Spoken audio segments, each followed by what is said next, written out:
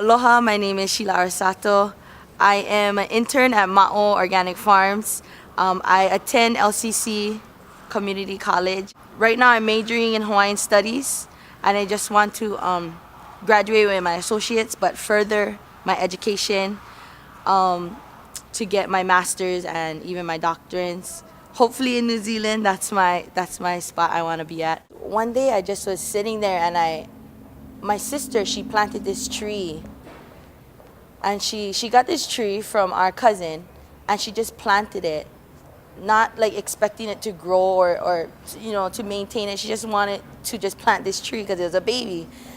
And then that was 2 years ago. And then when I finally entered the Ma'o, the program, I noticed the tree and it was kind of brittle and dying, and I told her, oh, what's with this tree? She's like, oh, I just, you know, nobody's to look after it or take care of it. So, you know, I looked at it and one day I was just sitting down eating my lunch and I'm like, oh man, like Kekoa, like my mom's maiden name is Kekoa, that's our family name, and the tree, Kekoa, I felt like it was my kuleana to uphold that tree and just, it has a lot of metaphorical meaning to it because we are from Wai'anae, and I guess, like, not trying to get stereotypical, but the people from Wai'anae is druggies or you know, dropouts, or they just have a bad name on them, but I felt like that's just the picture. It's just the stereotype, and we as a people, we need to break that mold. And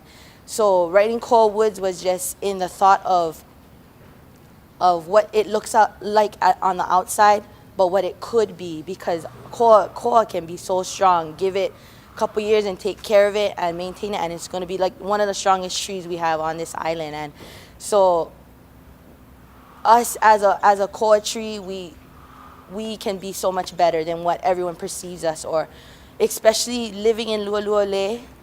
It's not the typical place for a koa tree because it's so hot and it's not up in the mountains, so there's less water and it's dry, but it's there, and it's a statement for us. It's a big statement. If it can grow there, then we can grow where we're at.